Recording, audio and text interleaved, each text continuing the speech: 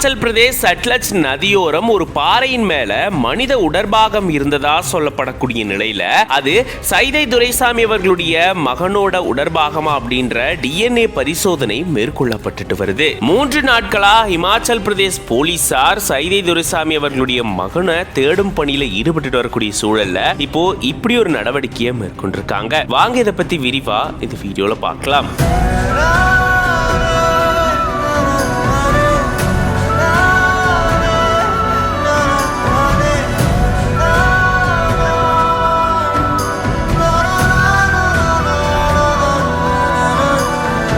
சென்னை முன்னாள் மேயர் சைதை துரைசாமி அவர்களுடைய மகன் தான் வெற்றி துரைசாமி. இவர் கடந்த பிப்ரவரி 4ஆம் தேதி தன்னுடைய நண்பரான கோபிநாத்தோட ஹிமாச்சல் பிரதேச மாநிலத்துக்கு சுற்றுலாவுக்கு சென்றதா கூறப்படுது. இனோவா கார்ல இவங்க போனதாகவும் அப்போ காசா நகர்ல இருந்து சிம்லா நோக்கி இவங்க போனதா சொல்லப்படுது. உள்ளூர் வாசியான தஞ்சின் அப்படின்றவர் தான் காரை ஓட்டிட்டு போனதாகவும் சொல்லப்படுது. அப்பதான் இவங்களுடைய கார் சட்லஜ் நதியோரம் வந்துட்டு இருக்கும் போதுதான் திடீர்னு கட்டுப்பாட்டை இழந்த கார் 200 மீட்டர் ஆழ பள்ளத்தில் கவிழ்ந்து விபத்துக்குள்ளானதா சொல்லப்படுது. இந்த விபத்துல கோபிநாத் உயிருக்கு ஆபத்தான நிலையில மீட்கப்பட்டு சிகிச்சைக்காக சேர்க்கப்பட்டதா சொல்லப்படுது. தஞ்சின் சடலமா மீட்கப்பட்ட நிலையில தான் வெற்றி துரைசாமி பற்றின தகவல் எதுவுமே கிடைக்கப்படல அப்படின்னு சொல்லப்படுது. அங்க கடுமையான பனிப்பொழிவு ஏற்பட்டிருக்கக்கூடிய சூழல்ல தேடும் பணியில தொய்வு ஏற்பட்டதா சொல்லப்படுது. இந்த நிலையில தான் சைதை துரைசாமி அவர்கள் தன்னுடைய மகன் பத்தின தகவலை தெரிவிச்சா 1 கோடி ரூபாய் தரதா ஒரு தகவலும் வெளியாகி இருந்தது. இது சம்பந்தமா பழங்குடியினருக்கு தகவலை தெரிவிக்கணும் அப்படின்ற மாதிரி அவர் சொன்னதாகவும் கூறப்படுது.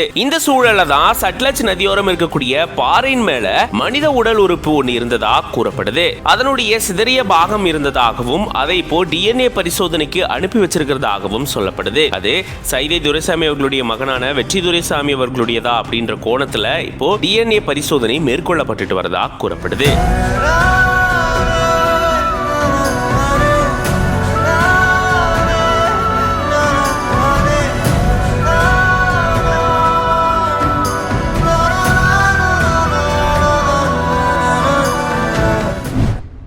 தனது மகனின் நிலை என்ன என தெரியாமல் கலங்கி நிற்கும் சைதை துரைசாமி.